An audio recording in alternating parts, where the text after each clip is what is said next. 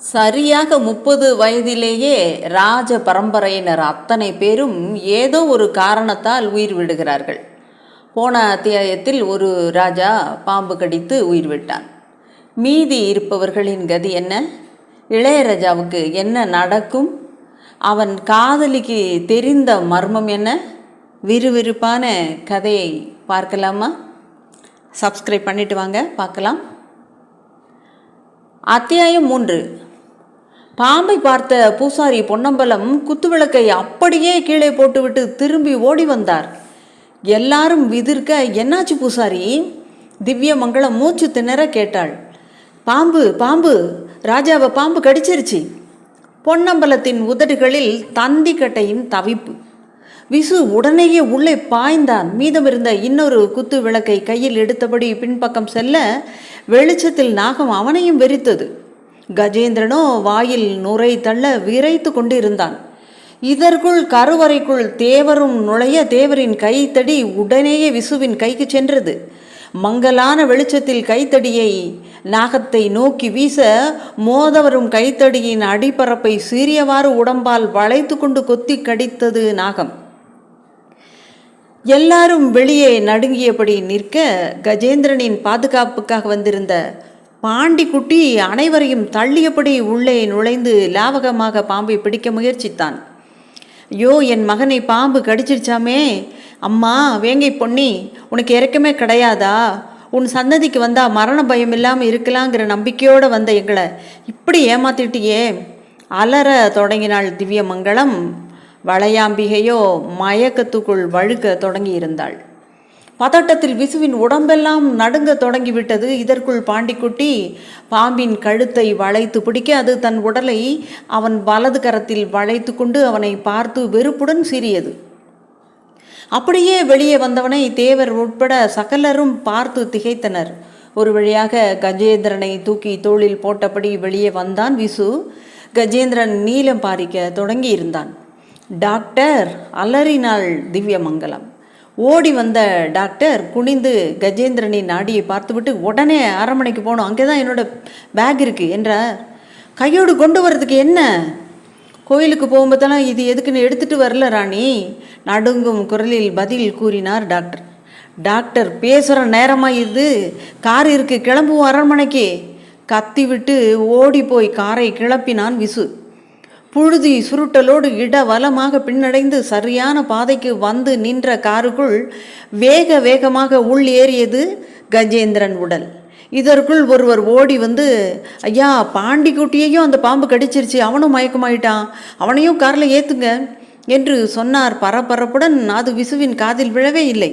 கியரை மாற்றி ஆக்சிலேட்டரை மிதிக்க தொற்றி கொண்டார் டாக்டர் சம்பத்குமார். திக் திக்கென்று இதயம் துடிக்க கஜேந்திரனை பார்த்தார் சம்பத்குமார்.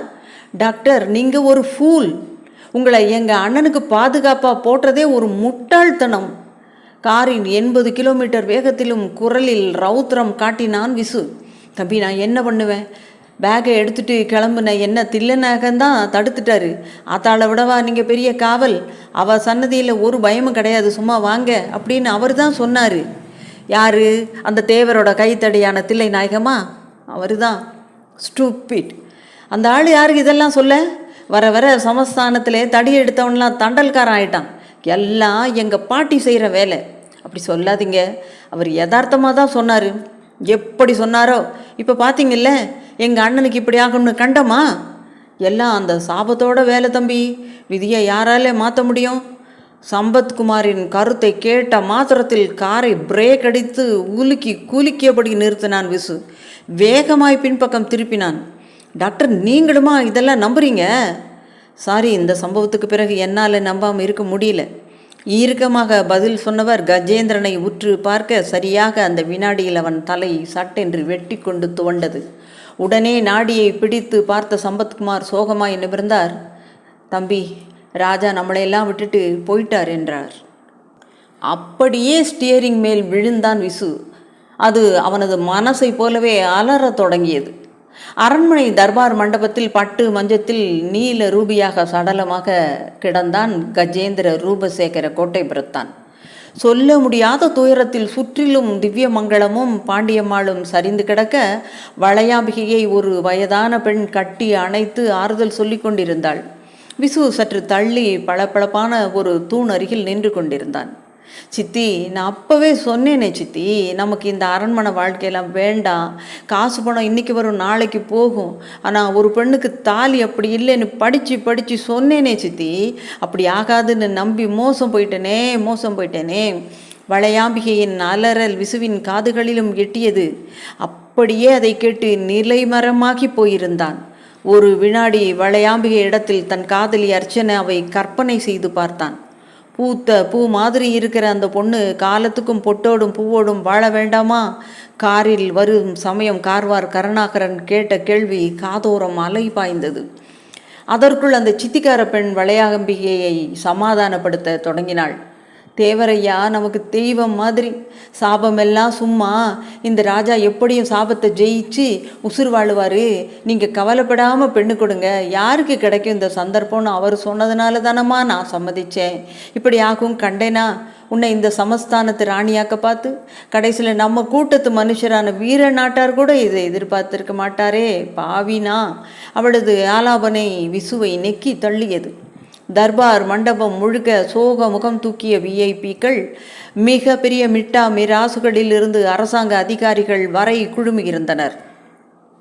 கலெக்டர் வந்திருப்பது அவரது டவாலியின் மார்பில் குறுக்காக விழுந்து கிடக்கும் சிவப்பு நிற பட்டிலும் அவரது சிரத்தில் உள்ள டர்பனிலும் தெளிவாக தெரிந்தது.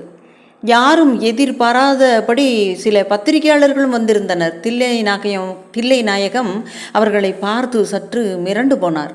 ஓடிப்போய் சோகமாய் அமர்ந்திருக்கும் தேவர் காதுகளில் குசுத்தார். அந்த பத்திரிகையாளர்களை தன் அருகில் அழைத்து வர சொன்னார். வந்தவர்கள் கும்பிட்டார்கள்.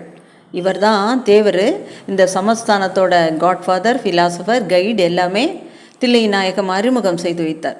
தெரியும், கேள்விப்பட்டிருக்கோம் என்றார் ஒரு பத்திரிகையாளர். ஆச்சரியமாக அவரை பார்த்தார் தேவர். என்னை பற்றி உங்களுக்கு எப்படி தெரியும்? எனக்கு விளம்பரம்னாலே பிடிக்காதே. தேவரின் கேள்விக்கு ஒரு பத்திரிகை நிருபர் கர்வச்சிரிப்போடு பதில் சொன்னார். இந்த தேசத்து ஜனாதிபதி, பிரதமர், முதல் மந்திரி இவங்களோட அந்தரங்க வாழ்க்கையை எங்களுக்கு கத்துப்படி இந்த சமஸ்தானம் என்ன அதை விடவா பெரிய உலக ரகசியம்? அவரது கேள்வியின் அழுத்தம் தில்லை நாயகத்தை பிராண்டியது. லுக் மிஸ்டர், அவங்க பொது வாழ்க்கையில் ஈடுபட்டவங்க. அவங்கள பற்றி உங்களுக்கு தெரிஞ்சிருக்கிறது ஆச்சரியம் இல்லை. ஆனால் இந்த சமஸ்தானம் ஒரு தனியார் பிரிவு, நிறைய கட்டுப்பாடு, கலாச்சார சிறப்பு, ஒழுக்கமுள்ள இடம். அதனால் இதை பற்றி உங்களுக்கு தெரிஞ்சிருக்க நியாயம் இல்லை. பத்திரிகையாளர்கள் ரோஷத்தோடு நிமிர்ந்தார்கள். சில அதிசய விஷயங்களை நீங்கள் என்னதான் மூடி வச்சாலும் வெளியே தெரியாமல் போகாதியா. இந்த சமஸ்தான வாரிசுகள் 30 வயசு வந்துட்டா செத்து போயிடுவாங்கன்னோ, அதை யாராலும் தடுக்க முடியாதுன்னோ கேள்விப்பட்டோம். அதே போல் இந்த சமஸ்தான வாரிசுகளுக்கு பெண் குழந்தையை பிறக்காது, பிறந்தாலும் உடனே இறந்துடும்னு கேள்விப்பட்டோம். சந்திரனுக்கு மனுஷன் வர்ற இந்த நாளில் இந்த மாதிரி நடக்குதுன்னா அதுதான் எங்களுக்கு தேவையான செய்தி. நீங்கள் ஒத்துழைச்சா இந்த விஷயத்தை பற்றி விரிவாக ஆராய்ச்சி பெரிய கட்டுரை எழுதவே நாங்கள் தயார். தில்லை நாயகம் உடனே அதை கேட்டு சிரித்தார். சாரி ஜென்டில்மேன், இந்த சோகமான நேரத்திலே நான் சிரிக்கிறேன்னு நீங்கள் நினைக்கலாம். இது மனசு நொந்த விரக்தியான சிரிப்பு. உங்களுக்கு ஒத்துழைப்பு தர முடியாத நிலைமையில் நாங்கள் இருக்கோம். சமஸ்தான விஷயங்கள் எதை பற்றியும் யாரும் விவாதிக்கிற இந்த சமஸ்தானம் விரும்பவே கிடையாது. சமஸ்தானத்து அடுத்த வாரிசா மிஸ்டர் விஸ்வநாத ரூபசேகர கோட்டைபுரத்தார் இருக்கார். அவருக்கு இப்போ தான் வயசு 24 ஆகுது. அவருக்கு கல்யாணமெல்லாம் நடக்கணும். இந்த செய்தி வெளியே பரவுனா அவருக்கு யாரும் பெண் கொடுக்க முன் வர மாட்டாங்க. அவர் வாழ்க்கை வீணாக போயிடும். எக்ஸ்கியூஸ் மீ, நடுவே புகுந்து கத்தரித்தார் ஒரு நிருபர். சொல்லுங்க, எல்லா கேள்விகளுக்கும் நீங்களே பதில் சொல்லிட்டு இருக்கீங்களே, தேவர் பதில் சொல்ல மாட்டாரா? நீங்கள் யார்? இந்த சமஸ்தானத்தில் உங்கள் பங்கு என்ன? சங்கடமான கேள்வியை கேட்டுவிட்ட அந்த நிருபரை வழிசலான புன்னகையோடு வெறித்த தில்லைநாயகம், நான் தேவருக்கு பிஏ மாதிரி. சமஸ்தானம் வாடகை விட்டிருக்கிற சொத்துக்களோட வாடகை பணத்தை வசூல் பண்ணுறது, வரி கட்டுறது, இதெல்லாம் என்னோட இன்னொரு வேலை. 60 வருஷ பரிச்சயம் எனக்கு. தில்லைநாயகத்தின் பதிலை தொடர்ந்து தேவர் அவரை பின்னுக்கு இழுத்தபடி முன்னுக்கு வந்தார். உங்களுக்கு நான் ஒத்துழைப்பு தரேன். உங்களுக்கு என்ன தெரியணும்? இந்த 30 வயசு மரணத்துக்கும் பெண் குழந்தை பிறக்காததுக்கும் என்ன காரணம்? ஒரு தாயோட சாபம். சாபமா? ஒரு நிருபர் கேட்டுவிட்டு இடக்காக சிரித்தார். இதை விட அதிகமாக மற்றவங்க சிரிச்சிட்டாங்க. ஆனால் உண்மை அதுதான். தேவரிடமிருந்து அழுத்தமான பதில் வந்தது. அந்த சாபத்தோட கதையை சொல்ல முடியுமா? ஒரு நிருபர் குறுக்கே இடைவெட்டினார். அதை சொல்கிற நேரமாக தம்பி இது? திருப்பி கேட்டார் அவர். சுருக்கமாக சொன்னால் கூட போதுங்க, நாங்கள் அதை செய்தியை போட வசதியாக இருக்கோம். சுருக்கமாக இல்லை, விரிவாகவே இருக்குது. இதே சமஸ்தான அரண்மனையோட பூஜை அறையில் ஒரு மூங்கில் பெட்டிக்குள்ளே ஓலைச்சுவடிகள் இருக்குது. ஏன் அதை வெளியே எடுக்கிறதுல ஏதாவது சிக்கலுங்களா? ஆமாம், இந்த சமஸ்தானத்தில் பிறக்கிற பெண் வாரிசு தான் அதை திறந்து பார்த்து அந்த சுவடியை எடுக்கணும். அதில் பரிகாரமும் குறிப்பிடப்பட்டிருக்கும். அந்த பரிகாரத்தை செஞ்சிட்டா இந்த மரணங்கள் நின்றுவிடும். மற்றவங்க திறந்து பார்த்து வெளியே எடுத்தா திறந்து பார்த்த அன்னைக்கே இறந்து போவாங்க. என்னங்க நீங்கள் பயங்கர பீலாக விடுறீங்க? கிண்டலாக கேள்வி கேட்ட நிருபரை வெறித்தார் தேவர். அந்த மாதிரி இது வரைக்கும் 4 பேர் செத்துருக்காங்க. உங்களுக்கு துணிச்சல் இருந்தால் நீங்கள் திறந்து பார்த்து பரிகாரம் என்னன்னு சொல்லுங்கள், ரொம்ப உதவியாக இருக்கும் என்றார் தேவர். கேள்வி கேட்ட நிருபரின் தொண்டை வறண்டு போனது. மெல்ல வாய் திறந்தார். அந்த மூங்கில் பெட்டியை ஒரு ஃபோட்டோ எடுத்துக்கலாமா? அத்தியாயம் 4. அந்த மூங்கில் பெட்டியை கண்ணால் பார்க்குறதுக்கு எங்களுக்கு நாள் கிழமை இருக்கிறப்ப ஃபோட்டோ எடுக்கிறேன்னு சொல்கிறியப்பா, உனக்கே நல்லா இருக்கா? கருவறையில் இருக்கிற சுவாமி மாதிரி அந்த மூங்கில் பெட்டி. இந்த சமஸ்தானத்துக்கு பெண் வாரிசு தான் அதை திறந்து பார்க்கணுன்னு சொன்னீங்க. ஆனால் பெண்ணும் பிறக்கவே கூடாது, பிறக்காது அப்படின்னு சொல்கிறீங்க. அப்போ எப்போ தாங்க பிரச்சனை தீரும்? அது தாங்க எங்களுக்கும் புரியலை, எப்படின்னும் தெரியல. இப்போ நீங்கள் கொஞ்சம் சும்மா இருக்கீங்களா? எரிச்சலுடனும் சோக மிகுதியுடனும் பதில் வந்தது தேவரிடம். ஒரே ஒரு கேள்வி. என்ன? இந்த சமஸ்தானத்து அடுத்த வாரிசு அவர் தானா? விசுவை காட்டி ஒருவர் கேட்டார். ஆமாம். அவருக்கும் 30 வயசில் மரணம் வந்துடுமா? தேவர் பதில் சொல்லாமல் தலை குனிந்தபடி மிகுந்த சோகமானார். தர்பார் மண்டபத்தில் சித்தியின் மேல் சரிந்தபடி 8 மாத கர்ப்ப வயிற்றோடு அழுது கொண்டிருக்கும் அண்ணி வளையாம்பிகையை விசு பார்த்தான். நொந்து போய் நெஞ்சை கையில் பிடித்து கொண்டான். எக்ஸ்கியூஸ் மீ சார், நீங்கள் தான் இளைய மகாராஜா விஸ்வநாத ரூபசேகர கோட்டைப்புறத்தாரா?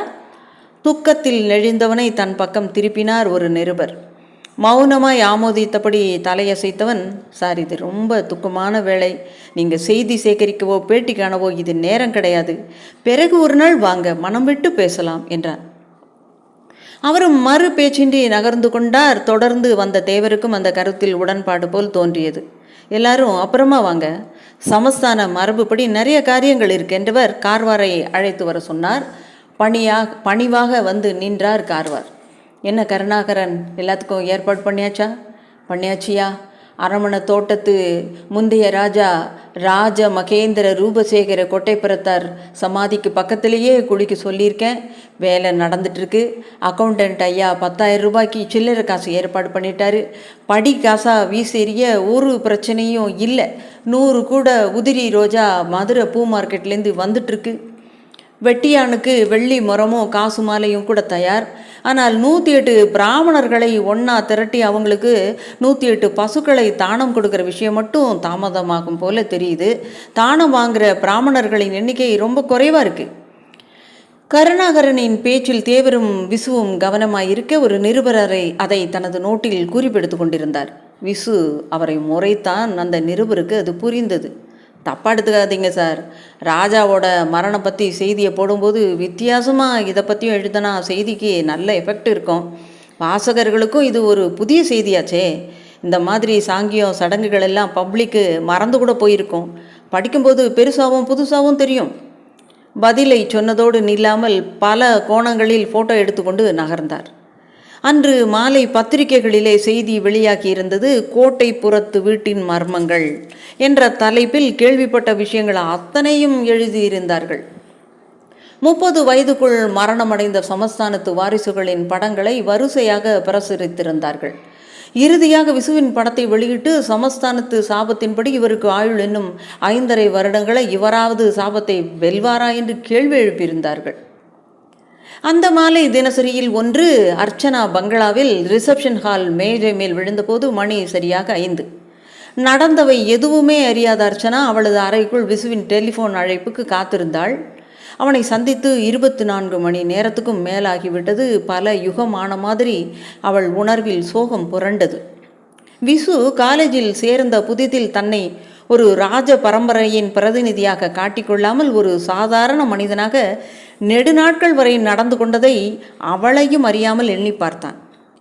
கல்லூரி விழா ஒன்றில் அவனை முன்னிலை வகிக்க செய்து அவனது நீளமான பட்டப்பெயரை பிரின்சிபல் சொல்லி அழைத்தபோதுதான் எல்லாருக்குமே தெரிய வந்தது அவன் ஒரு ராஜ பரம்பரை பிரதிநிதி என்பது. அதுவரைக்கும் காது வரை வாய் பிளந்தவர்கள் பலர். விசு, கோட்டபுரம் பேலஸோட இளைய மகாராஜாவா நீ? சாரி, நீங்கள் உங்கள் அரமனை ரொம்ப பெருசாமே, கட்டபொம்மன் வந்து தங்கி போயிருக்காமே, இஸ் இட்? சூழ்ந்து கொண்ட நண்பர்கள் தங்களுக்கு புரிந்த அளவுக்கு கேள்விகளை கேட்டு விசுவை திணறடித்து கொண்டிருந்தார்கள். இத்தனைக்குமாக விசு சொன்ன பதில் நச்சென்று இருந்தது. டியர் ஃப்ரெண்ட்ஸ், ப்ளீஸ் என்னை ராஜவம்சம் பிரதிநிதியாகவோ ஒரு பணக்காரனாகவோ யாருமே பார்க்காதீங்க, நினைக்காதீங்க. நான் உங்களை போல ஒருத்தன். அரண்மனை வாழ்க்கைங்கிறது ஒரு அலங்காரமான ஜெயில் வாழ்க்கை. அதை நினச்சி கூட நான் பார்க்க விரும்பலை. தனது காதுகளில் விழுந்த அவன் பதிலில் ஒரு ஆத்மார்த்தமான உண்மையை அர்ச்சனாவால் உணர முடிந்தது. அவன் மனதில் ஒரு ஓரத்தில் அவன் நிற்பதற்கு அந்த பதிலே முதல் காரணமானது. அர்ச்சனாவை அவனுக்கும் மிக பிடித்திருந்தது. கண்ணியமாக பழகினார்கள். ஒரு பந்தய குதிரை போல படி இறங்கி வந்தவள் டெலிஃபோனை நோக்கி நடந்தாள். ஹாலில் டீப்பாய் மேல் கிடந்த தினசரியை படித்துவிட்டு சிலுவையில் அறையப்பட்ட மாதிரி அமர்ந்திருக்கும் அப்பா காசிநாத்தை கூட கண்டு கொள்ள முடியாதபடி மனம் விசுவின் நினைப்பால் குதூகல ராஜ்யமாக்கி விட்டிருந்தது. சமஸ்தானத்து டெலிஃபோன் நம்பரை டைரியில் பிரித்து தேடி ஒரு எஸ்டிடிக்கான முயற்சியில் மருதாணி மேவி ஆள்காட்டி விரலை டெலிஃபோன் எண் வளையத்தில் நுழைத்த போது காசிநாத் குரல் அதை தடுத்தது. யாருக்கு ஃபோன் பண்ணுற? ஹாய் டேட், எப்போ வந்தீங்க? விசுவுக்கு தான் பண்ணுறேன். உற்சாகமாய் விசாரிப்போடு முகத்தை கூட திருப்பாதபடி பதில் வந்தது அர்ச்சனாவிடம். வேண்டாம், வச்சிடு, இப்போ விசு அங்கே இல்லை. சட்டென்று திரும்பினாள் அர்ச்சனா. என்னடா சொல்கிறீங்க? விசு அங்கே இல்லைன்னு உங்களுக்கு எப்படி தெரியும்?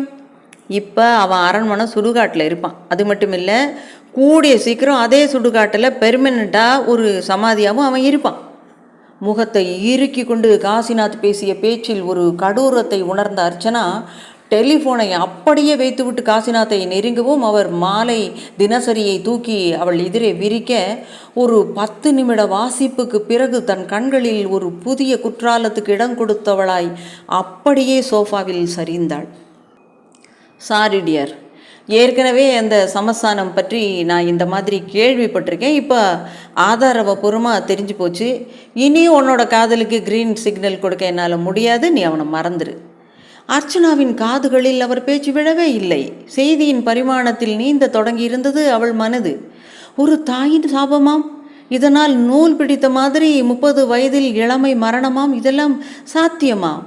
பெண்களின் கண்ணீருக்கும் வயிற்றெரிச்சலுக்கும் இவ்வளவு சக்தியா? எதை நம்ப, எதை ஒதுக்க? குழம்பியவளை சோகமாய் பார்த்துவிட்டு நகர்ந்து கொண்டார் காசிநாத். நெடு நேரம் வரை மௌனமாய் உள்ளுக்குள் போராடியவள் மெல்ல நிமிர்ந்தாள். எதிரே வேலைக்காரி வசந்தி தென்பட்டாள். அம்மா. என்ன வசந்தி, நீங்கள் கோட்டபுரத்து சமஸ்தான சாபத்தை பற்றி தானே நினச்சிட்ருக்கீங்க? உனக்கும் தெரியுமா அந்த வீட்டை பற்றி? ஓரளவுக்கு. முன்னையெல்லாம் அழுத்தம் இல்லாமல் பேசிக்குவாங்க, இன்றைக்கி எல்லாரும் வாய்விட்டே பேசிக்கிட்டாங்க. அது மட்டும் இல்லைம்மா, நீங்கள் அந்த சமஸ்தானத்து இளைய மகாராஜாவை காதலிக்கிறதும் எங்களுக்கு தெரியும். யாரடி சொன்னா? இதை இன்னொருத்தர் வந்து சொல்லணுமா? நீங்கள் ஃபோன் பண்ணுறது, அவரை பற்றி பெணாத்துறது எல்லாத்தையும் தான் கேட்குறோமே. அது சரி, நீ இந்த சாபத்தை பற்றி என்ன நினைக்கிற? தீர்மானமாக சொல்கிறேம்மா, எனக்கு இந்த மாதிரி விஷயத்துல எல்லாம் நம்பிக்கையே கிடையாது. இதுக்காக பத்தினி சாபத்துக்கு சக்தி இல்லைன்னெல்லாம் நான் சொல்ல மாட்டேன். அந்த சக்தி இப்படி நறுக்குன்னு மாயாஜால படத்தில் வர்ற மாதிரியெல்லாம் வேலை செய்யாது. வியாதி, வெக்க, வறுமை, தரித்திரம்னு கொஞ்சம் கொஞ்சமாக வேணும்னா போட்டு பார்க்கும். இப்படி 30 வயசு வரும்னு காத்திருந்து யமனை இழுத்துக்கிட்டு வராது. அப்படி யமனை இழுத்துக்கிட்டு வர்றது சாத்தியம்னா இன்றைக்கி நாட்டில் 3/4 பேர் உசுரோடு இருக்க முடியாது. எல்லாருமே ஏதோ ஒரு சந்தர்ப்பத்திலே அடுத்தவங்க வயிற்றெரிச்சலுக்கும் சாபத்துக்கும் உள்ளாகாமல் இருந்திருக்கவே முடியாது. இதுதாம்மா என் அபிப்பிராயம். அர்ச்சனா உடனே வசந்தியின் கையை எட்டி பிடித்தாள். வசந்தி, என் மனசில் பாலை வாத்தடி என்றபடி குதூகலித்து போனால் மறுவினாடி அப்படியே ஒடிந்து, எப்படி நிகழ்கிறது இந்த மரணம்? இதன் பொருட்டு நிகழ்ந்தன எந்த மரணங்கள்?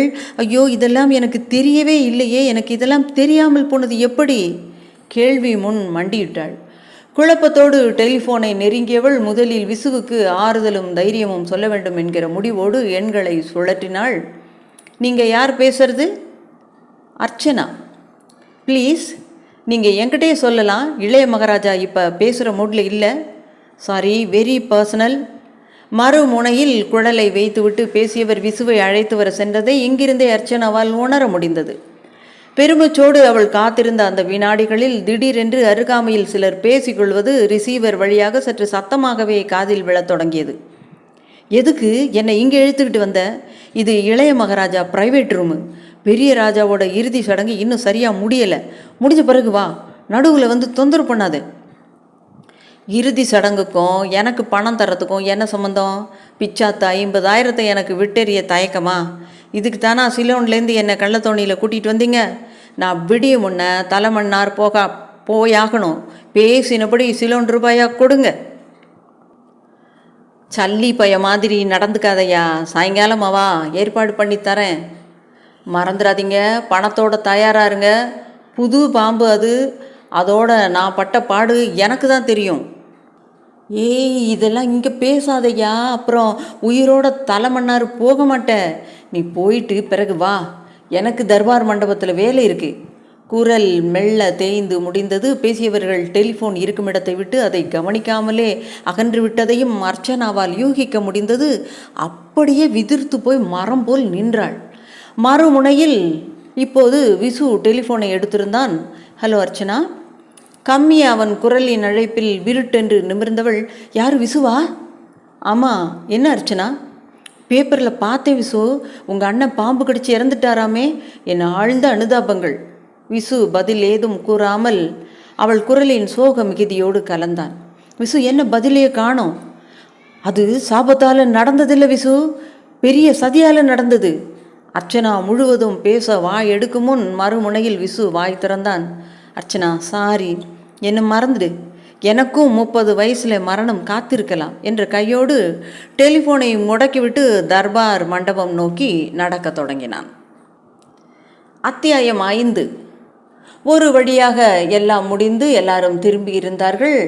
அரண்மனைக்கு வெளியே நுழைவு மண்டபத்தில் ஒரு பித்தளை அண்டா நிறைய சில்லறை காசுகளை நிரப்பிக்கொண்டு அதை அரிசி பருப்பை அளப்பது போல் அளந்து 100 குடி கூட்டத்து ஏழைப்பாளைகளுக்கு கார்வார் கருணாகரன் விநியோகித்து கொண்டிருந்தார். அரண்மனை தோட்டத்திலோ லாரிகளிலோ இருந்து 100கணக்கான பசுக்கள் இறங்கி கொண்டிருந்தன. அவற்றின் தலையில் நீரை விட்டும் மடியில் சந்தனத்தை தடவி கொண்டும் இருந்தார் ஒருவர். தொலைவில் சிலர் வேடிக்கையை பார்த்தபடி நிற்க தோட்டத்து வேலைக்காரனை கிழவன் இருசன் சோகம் கப்பிய முகத்துடன் நடப்பதை கவனித்து கொண்டிருந்தான். ஏலே, என்னடா மசமசன் நின்றுட்டுருக்க, போய் வாழைத்தோட்டத்துக்கு தண்ணி பாய்ச்சிடா என்று ஒருவர் அதட்டவும் மெல்ல பம்மினான். சாமி, எதுக்குங்க இத்தினி பசுமாடுங்க? தானம் கொடுக்கத்தான். இவ்வளோ மாட்டையுமா? ஈர்க்கப்பட்டவங்க கொடுக்குறாங்க, உனக்கு எங்கடா நோவுது? ராஜாங்க காரியம்னா சும்மாவா? ஏங்க, நம்ம ராசாவை பாம்பு கடிச்சிச்சே, காப்பாற்ற போனானே பாண்டிக்குட்டி, அவன் கதி என்ன ஆச்சுன்னு யாராவது கேட்டிங்களா? என்ன, அவனும் பரலோகம் போய் சேர்ந்துட்டானா? பெரிய மகாராஜா பாரு, அவனை பற்றியெல்லாம் விசாரிக்க. எங்க உசுறு எல்லாருக்கும் பொதுவு தானங்க. இங்கே ஒன்றும் பட்டிமன்றம் நடத்தலை, நீ போய் வேலையை பாரு. ஐயா, காசு திமிரோட பேசாதீங்க. இந்த திமிரால தான் இன்னைக்கு இந்த சமஸ்தானம் இப்படி சீரழிஞ்சிக்கிட்டு இருக்கு. இருசன் முடித்த சமயம் அவன் மேல் நிழல் ஒன்று விழுந்தது. திரும்பிய போது தில்லை நாயகம் நின்று கொண்டிருந்தார். என்ன இருசா தகராறு? கேலியாகவும் சற்று கோபமாகவும் விசாரிக்க தொடங்கினார் அவர். ஒன்றுமில்லைங்க எஜமான், ராசாவை காப்பாற்ற போனப்போ நம்ம பாண்டிக்குட்டியையும் பாம்பு தீண்டி ரொம்ப ஆபத்தான நிலையில் இருக்கானுங்க. அவன் என்ன ஆனா ஏது ஆனான்னு யாரும் ஒரு வார்த்தை கூட கேட்கலிங்க. அது நியாயமானதாங்க கேட்டுக்கிட்டு இருக்கேன். தப்பு தான் இருசா, தப்பு தான். அவன் இப்போ எப்படி இருக்கான்? இன்னும் கண்ணு முழிச்சு பார்க்கலிங்க, மயக்கமாக தான் இருக்கான். நாட்டு வைத்தியர் நாதமுனி போராடிக்கிட்டு இருக்காருங்க. அப்படியா? நான் போய் கவனிக்கிறேன், நீ கவலைப்படாத. நீ இந்த மாடுகளை எல்லாம் வரிசையாக ஓட்டிக்கிட்டு நம்ம ராஜாவோட சமாதிக்கு போ. ஒவ்வொரு மாடும் ராஜா சமாதியை சுற்றி வரணும். அதுக்கு பிறகு தான் இந்த மாடுகளை சமஸ்தான சாங்கியப்படி பிராமணர்களுக்கு தானம் கொடுக்கணும். கஷ்டப்பட்டு நம்ம கார்வார், மதுரை, திண்டுக்கல்லுன்னு அலைஞ்சி 108 பிராமணர்களை அழைச்சிக்கிட்டு வரப்போகிறாரு. நீ போய் சட்டுன்னு காரியத்தை முடிச்சுட்டு வா, போ பார்க்கலாம். தில்லைநாயகத்தின் பேச்சை தொடர்ந்து தோட்டத்து இளைஞர்கள் சிலரின் துணையுடன் மாடுகளை ஒன்று கூட்டி அரண்மனை தோட்டமையான பகுதிக்கு அவற்றை செலுத்த தொடங்கினான் ஈருசன். சில மாடுகளின் கழுத்தில் மணிகள் சப்தித்தன. கூட்டம் கூட்டமாக அரண்மனையின் பின்புறத்து பொட்டல் பறத்தல் சாலையில் அவை மண் கவளங்களை கெல்லி எரிந்து புழுதியை கிளப்பியபடி சாரி சாரியாக அணிவகுக்க தொடங்கின. எப்படியோ அதில் ஒரு முரட்டு காளை மாடும் கலந்து விட்டிருந்தது. ஓரிடத்தில் நின்று கொண்டிருந்த ஒருவன் இதையெல்லாம் ஆச்சரியமாக பார்த்துவிட்டு பக்கத்தில் நின்று கொண்டிருந்தவனிடம் கேட்டான், எதுக்கு மாடுங்கள்லாம் சமாதியை சுற்றி வருது? எல்லாம் சமஸ்தான சம்பிரதாயமா, யாருக்கு தெரியும்? சமஸ்தானத்தில் யார் செத்தாலும் இப்படித்தானா? ஆமாம், அப்போ கூடிய சீக்கிரத்தில் இளைய மகாராஜா செத்தாலும் இப்படி தான் நடக்கும், அப்படி தானே? ஏன், அவர் உயிரோடு இருக்கிறது உனக்கு பிடிக்கலையா? அதான் அவரும் 30 வயசானா செத்துடுவாரே. பெரியவர் மாதிரி இளையவர் பயந்த மனுஷன் கிடையாது, துணிச்சலான ஆள், காலேஜெலாம் படித்தவர். அதனால் சாபம் அவரை விட்டுருமா என்ன? பெரியவருக்கு கோதுமை நாகம்னா சின்னவருக்கு ராஜநாகம். ஏய், நீ என்ன சொல்கிற? எதிர் கேள்விக்கு பதில் சொல்ல முடியாமல் எதையோ உளறிவிட்ட பாவனையில் நாக்கை சொடுக்கியவனை கேள்வி கேட்ட நபர் வித்தியாசமாக பார்த்து கொண்டே இருந்தான். திடீரென்று ஒருவர் எதிர்பாராத விதமாக பாம்பை பற்றி பேசியவன் மேல் மோத கடந்து கொண்டிருக்கும் மாட்டு கூட்டத்தினில் அவன் காத்திருந்த மாதிரி விழுந்தான். மாடுகளின் குழம்புகள் சில அவனின் மார்பை பதம் பார்க்க எப்படியோ அந்த கூட்டத்தில் கலந்து விட்டிருந்த அந்த மூர்க்கமான காளை அவனை கடக்கும் முன் தலையை வளைத்து தனது கூர்மையான கொம்பை வயிற்றில் செருக சில வினாடிகளில் எல்லாமே முடிந்துவிட்டது. அப்போது சமஸ்தானத்துக்குள் நுழையும் பிரதான சாலையில் அர்ச்சனாவின் கார் நுழைந்தது. பிரமாண்டமான சமஸ்தானத்து அரண்மனையையும் முகப்பில் துட்டு துட்டாக தென்பட்ட கூட்டத்தையும் அதில் சிலர் ஒரு குறிப்பிட்ட இடத்தில் பரபரப்பாக சூழ்ந்திருப்பதையும் பார்த்து ஆச்சரியப்பட்டபடியே காரை ஒரு ஓரமாக பார்க் செய்தவள் அணிந்திருந்த கூலிங் கிளாஸை ஒரு வினாடி கழற்றிவிட்டு சுற்றிலும் நோட்டம் விட்டாள். அரண்மனை வாயில் எது? விழியின் தேடலில் ஒரு மஞ்சள் உடுப்பு பணியாள் தென்பட்டான். கலகலப்பில்லாமல் சோகத்தில் எல்லாருமே இருப்பதையும் உணர்ந்தாள். ஏய் மிஸ்டர், கைத்தட்டி அழைத்தாள். நெருங்கி வந்தான் அவன். அவள் இளைய மகாராஜாவை பற்றி பேசவும் அவனுக்கு புரிந்து போயிட்டு, அதே சமயம் யதார்த்தமாக அந்த பக்கம் வந்த கார்வார் கருணாகரன் அர்ச்சனாவை பார்த்துவிட்டு சற்று ஆச்சரியப்பட்டு நின்றார். அம்மா, நீங்கள் இளைய மகாராஜாவை பார்க்க வந்தீங்களா? தயங்கிப்படியே கேட்டார். ஆமாம், அவர் இப்போ எங்கே இருக்காரு? வாங்க, கூட்டிகிட்டு போகிறேன். இருவரும் நடந்தார்கள். இது பெரிய அரண்மனையா? இல்லையா பின்ன, 1000 வருஷ சரித்திரமா இந்த கோட்டபுரத்து சரித்திரம். ஆமாம், இளைய மகாராஜா இதெல்லாம் உங்ககிட்ட சொன்னதே இல்லையா? அவர் இளைய மகாராஜாங்கிறதே எங்களுக்கு பல மாதம் கழித்து தான் தெரியும். விஷயம் ரொம்ப சிம்பிள். இப்போது இருவரும் அரண்மனை காரிடாரில் நடந்து கொண்டிருந்தார்கள். நாயக்கர் மகால் தூண்களைப் போல பருமனாக தூண்கள் தங்களின் 75 அடி உயர உச்சத்தில் கலை வேலைப்பாட்டோடு கூரையை தாங்கி கொண்டிருந்தன. தரையில் முகம் பார்க்கும்படியான தூய்மை. இளைய மகாராஜா ரொம்ப வித்தியாசமான ஆள். சமஸ்தானத்தோட இந்த தலைமுறையே வித்தியாசமானதுங்க. எல்லாம் திவ்யமங்கலத்தம்மா வயிற்று ராசி. யாரு திவ்யமங்கலம்? மகாராணியம்மா, இளையராஜாவோட அம்மா. அப்பா அவரும் 30 வயசில் இறந்து போயிட்டாருமா. அப்படியா? எப்படி?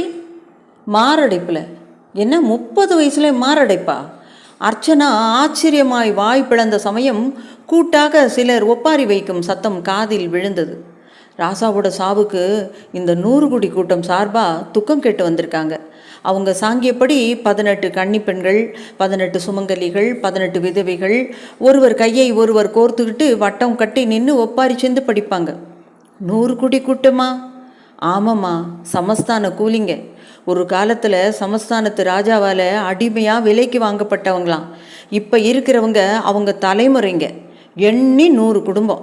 ஒரு குடும்பம் கூட குறையாது கூடாது. ஆச்சரியமாக இருக்கே. அது மட்டும் இல்லைம்மா, இந்த சமஸ்தானத்தில் மட்டும்தான் அவங்க வேலை செய்வாங்க. வெளியே எங்கேயுமே போக மாட்டாங்க. 50 வயசு ஆயிட்டா சமஸ்தானத்து எல்லையே அவங்க தாண்ட மாட்டாங்க. என்ன கார்வார், என்னென்னமோ சொல்கிறீங்க, நம்பவே முடியலையே இந்த காலத்துலையா? சமஸ்தான விஷயங்கள் சிலதை கேட்டால் வாயை விட்டு சிரிக்கவே தோணும். ஆனால் அது அவ்வளவு உண்மை. அது சரி, போயிட்டே இருக்கமே, எங்க விசு? அவரை பார்வையாளர்கள் தொந்தரவு பண்ணக்கூடாதுங்கிறதுக்காக பாதுகாப்பாக ஒரு தனி இடத்துல வச்சுருக்கோம். இனி அவரை கண்கொத்தி பாம்பாக கவனிச்சிக்கிற பெரிய பொறுப்பு எங்களுக்கு இருக்குது. இவராவது இந்த சாபத்தை ஜெயிக்கணும் என்று சொல்லிவிட்டு அர்ச்சனாவை ஏறிட்டார். அவள் முகத்தில் எந்த அதிர்ச்சி முகாந்தரங்களும் இல்லை. அது அவருக்குள் ஒரு குட்டிய வேளை. தர்பார் மண்டப கூட்டத்தில் ஏக சலசலப்பு. அதை பார்த்துவிட்டு கருணாகரனும் பரபரப்படைய எல்லார் கவனமும் தர்பார் காரிடாரில் குச்சி ஊன்றியபடி நடந்து வரும் வயதான ஒரு மனிதரின் பக்கம் திரும்பியது. எங்கேயோ இருந்த தேவர் அந்த வயதான நபரை கையெடுத்து கும்பிட்டபடி முன் வந்தார். யாருங்க இவர்? அர்ச்சனாவின் கேள்விக்கு அவள் பக்கம் திரும்பாமலே பதில் சொன்னார் கார்வார். 100 குடி கூட்டத்து கோடாங்கி வீரநாட்டார். அத்தியாயம் 6. அர்ச்சனாவுக்கு நடப்பதெல்லாம் ஆச்சரியமாக இருந்தது. 100 குடி கூட்டத்து கோடங்கி வீரரை நெருங்கி அவர் கால்களில் விழுந்து எழுந்திருந்தார் தேவர். விஷயம் திவ்யமங்கலத்தையும் பாண்டியம்மாவையும் போய் சேர்ந்திருந்தது. தள்ளாடியபடி அவர்கள் வீர நாட்டாரை எதிர்கொள்ள வந்து கொண்டிருந்தார்கள். அவர்களும் வீர நாட்டார் காலில் விழுந்து எழுந்தார்கள். என்ன கார்வார், இது அதிசயம்! எல்லாரும் இவர் காலில் விழுறாங்க. இவர் என்ன சாமியாரா இல்லை ஏதாவது பெரியவரா? அர்ச்சனா நிமிண்டினாள். சரியாக தான் கேட்டீங்க. இவருக்கு என்ன வயசு இருக்குன்னு நினைக்கிறீங்க? என்ன, ஒரு 80 இருக்குமா? இல்லை, ஒரு 24 வயசை சேர்த்துக்கங்க. என்னது, 124 வயசா? ஆமாம். ஆனால் உடம்புல துளி கூட தள்ளாட்டம் கிடையாது, பார்த்தீங்களா? அந்த காலத்து கட்ட தேவருக்கும் பெரியவர். இந்த சமஸ்தானத்திலேயே இவர் தான் பெரியவர். இவர் வாயை திறந்தா அந்த வேங்கை பொண்ணையே வந்து பேசுகிறதா நினைப்பாங்க. அருள்வாக்கு சொல்கிறதுல மனுஷர் நிகர் இல்லாதவர். அதுதான் அடிமை கூட்டத்தை சேர்ந்தவராக எழுந்த போதிலும் இவருக்கு சமஸ்தானத்தில் இவ்வளவு மதிப்பு. கார்வார் சொல்லி வாய் மூடிய சமயம் வீர நாட்டாரை காண வேண்டியதன் பொருட்டு விசு அழைத்து வரப்பட்டான். தொளவென பைஜாமாவில் தலையை வாரக்கூட பிரியமில்லாத துக்கத்தோடு வீர நாட்டாரை நோக்கி வந்தவனை அர்ச்சனா பார்த்துவிட்டு உற்சாகமானாள். வாய்விட்டு அழைக்கவே ஆயத்தமாகிவிட்டாள். அம்மா, அவசரப்பட்டுறாதீங்க. கார்வார் துல்லியமாக நறுக்கினார். ஏன் கூப்பிட்டா என்ன? அவரை யாரும் முதல்ல பேர் சொல்லி கூப்பிடக்கூடாது. நீங்கள் பேர் சொல்லி கூப்பிட்டா எல்லார் கவனமும் உங்கள் பக்கம் திரும்பும். எனக்கு தெரிஞ்ச வரையிலும் நீங்களும் அவரும் உயிருக்கு உயிராக காதலிக்கிற ஜோடிங்க. அது இந்த சமஸ்தானத்துக்கு தெரியாது. பிறகு தெரிய வரும், கதையே கெட்டு போயிடும். வேணும்னா பக்கத்தில் போய் அவர் கவனத்தை உங்கள் பக்கம் திருப்ப பாருங்க. அர்ச்சனாவுக்கு அந்த யோசனை ஓரளவு பிடித்திருந்தது. மெல்ல விசுவையும் வீர நாட்டாரையும் நோக்கி நடந்தாள். துக்கத்தோடு ஒரு சிலை போல வந்து நிற்கும் விசுவை தீர்க்கமாக பார்த்து கொண்டிருந்தார் வீரநாட்டார். எப்படி துக்கம் கேட்பது என்ற உணர்வில் சிக்கல் ஏற்பட்ட மாதிரி வருத்தமாக முகம் காட்டினார். பக்கமாக பாண்டியம்மாளும் திவ்யமங்கலமும் நின்று கொண்டிருந்தார்கள். தம்பி, கவலைப்படாத, உனக்கு ஒன்றும் ஆகாது. வீரநாட்டார் பேச்சை துவக்கினார். அர்ச்சனா சரியாக அப்போது பார்த்து விசுவின் அருகில் போய் நின்றாள். அர்ச்சனாவை பார்த்துவிட்டு சற்று திடுக்கிட்டு போனான் விசு. சுதாரிக்க மிகுந்த சிரமமாக இருந்தது. இதற்குள் வீர நாட்டார் அதை வேறு விதமாக புரிந்து கொண்டார். ரொம்ப பயப்படுறேன்னு நினைக்கிறேன். ஆத்தா சந்நிதிக்குள்ளேயே நிகழ்ந்த முதல் மரணம் இதுதான். அவளுக்கு சரியான பூஜை இல்லை, விழா இல்லை. அதுதான் தன் கோபத்தை இப்படி காட்டிட்டா. கவலைப்படாத, உன் வரையில் ஒன்றும் வராதபடி நான் பார்த்துக்கிறேன். என் பூஜையும் பிரார்த்தனையும் வீண் போகாது. நீ ஒரு பெரிய தப்பு பண்ணிட்டு இருக்க, அதை மட்டும் திருத்திக்க. சமஸ்தான பெருமைக்கு குந்தகமாக நீ நடந்துக்க கூடாது. நம்ம சமஸ்தானத்தில் இதுவரையும் யாரும் அப்படி நடந்துக்கிடலை. உனக்கு ஆத்தா பேரில் நம்பிக்கை அவ்வளவா இல்லை, அது வரணும். பொடி வைத்து மிக பூடமாக பேசியவரை வெடுக்கென்று ஏறெடுத்து பார்த்தான் விசு. எனக்கு எப்படி தெரியும் பார்க்குறியா? இது மட்டுமில்லை, உன்னோட நிழலில் நின்னேன்னா நீ என்னென்ன செய்வேங்கிறத நூல் பிடிச்ச மாதிரி சொல்லிடுவேன். எல்லாம் வேங்கை பொன்னி அருள். அது என்ன தப்பு வீர நாட்டாரே? வேகமாகவும் பதட்டத்துடனும் கேட்டபடி முன் வந்தார் பாண்டியம்மாள். வீர நாட்டார் இதழில் லேசான புன்னகவை. வீரநாட்டாரே, என்ன தப்பு பண்ணா விசு? இந்த முறை திவ்யமங்கலத்தின் உதடுகளில் காட்டமாக கேள்வி விளைந்தது. ஒன்றுமில்லை, எல்லாம் பருவ வயசில் கடவுள் நம்பிக்கை இல்லாமல் எல்லாரும் பண்ணுற தப்பு தான். அதை நான் பெருசுப்படுத்த விரும்பலை. வர பௌர்ணமிக்கு ராணியம்மாவும் தேவரும் என்னை வந்து பாருங்கள், விவரமாக சொல்கிறேன் என்ற வீர நாட்டார் உடனே திரும்பி நடக்க தொடங்கினார். எல்லார் முகமும் உடனே இறுக்கி போனது. ஏற்கனவே துக்கத்தில் இருந்தவர்கள் தங்கள் துக்கத்தின் மேல் மற்றொரு துக்கம் துணை வந்து சேர்ந்த மாதிரி கருத்து போனார்கள்.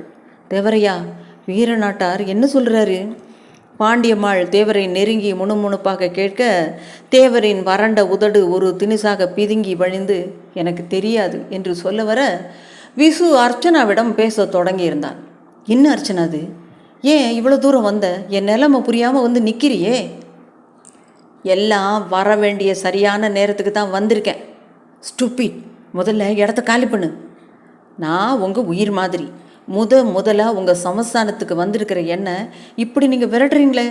விரட்டலை அர்ச்சனா, நீயாவது நல்லா இருக்கணும்னு நான் விரும்புகிறேன். அதுதான், தயவுசெய்து என்னை மறந்துடு.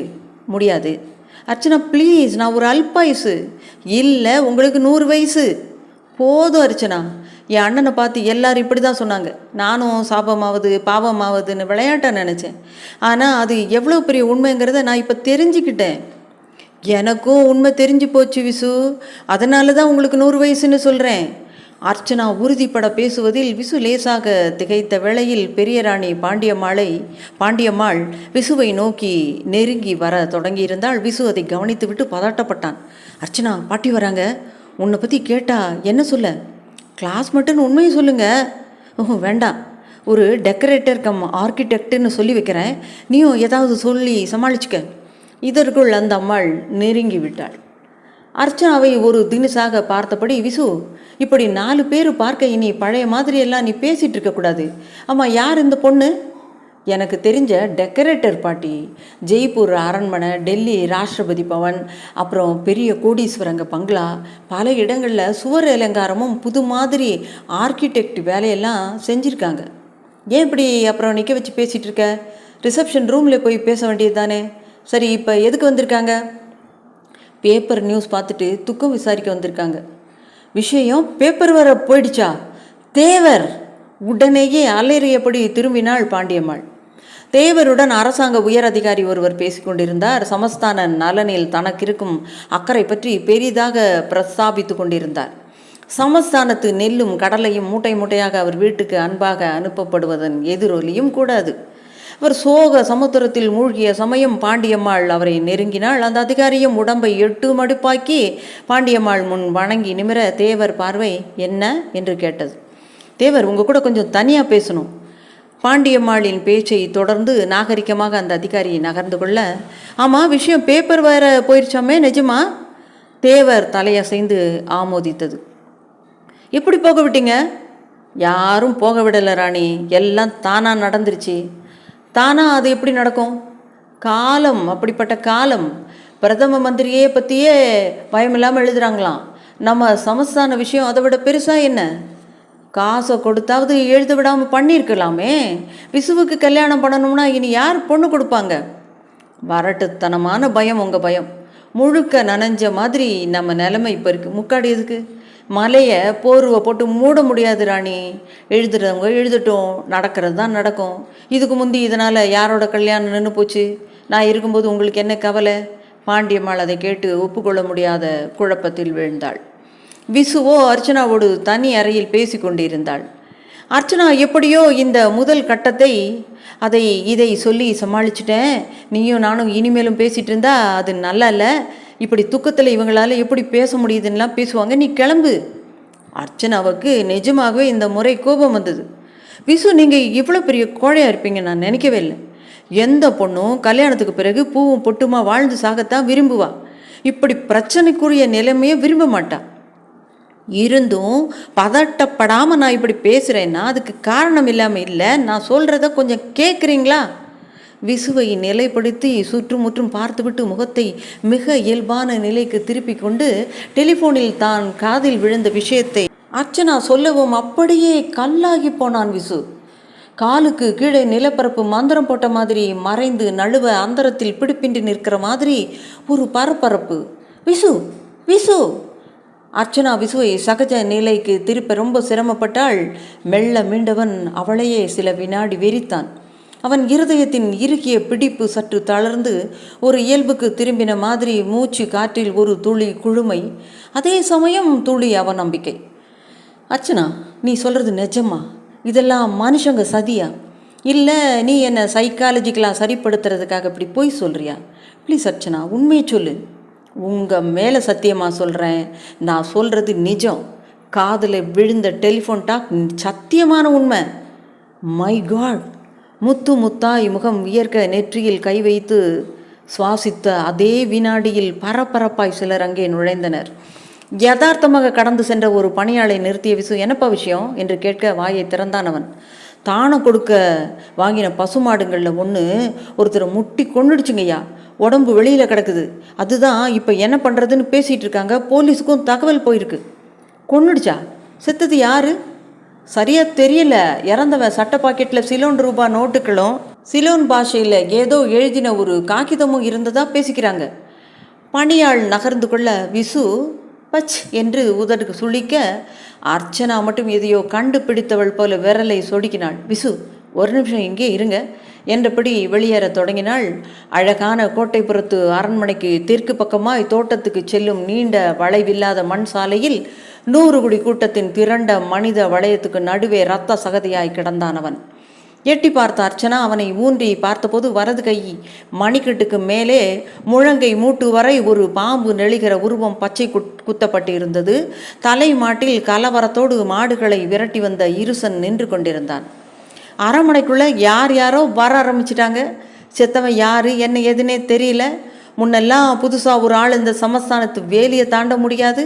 இப்போ பாரு என்னென்னலாமோ நடக்குது. நேற்று ஒரு சாவு, இன்னைக்கு ஒரு சாவு, நாளைக்கு யாரோ. கூட்டத்தில் ஒருவர் அழுத்து கொள்ள ஒரு தீர்மானத்தோடு திரும்பினாள் அர்ச்சனா. ஆழ்ந்த யோசனையோடு மெல்ல நடந்தாள். தொலைவில் அரண்மனையின் தெற்கு மாடத்தில் நின்றபடி சிறிய டெலஸ்கோப் வழியாக அர்ச்சனாவையே ஒருவன் பார்க்க தொடங்கியிருந்தான். எல்லாரும் சாதாரணமாக பார்த்து உதட்டை சுழித்து இயல்பாக வருந்தி கொண்டிருக்க, அர்ச்சனா மட்டும் ஆழமாக சிந்தித்தபடி நடப்பதில் அவனுக்குள் பூச்சி பறக்க தொடங்கியிருந்தது. மீண்டும் நாளை சந்திக்கலாம். உங்களுக்கு பிடிச்சமான எல்லாருக்குமே இதை ஷேர் பண்ணி சந்தோஷப்படுங்க, லைக் போடுங்க. ராஜி ஸ்டோரிஸிலிருந்து உங்கள் நான். நன்றி.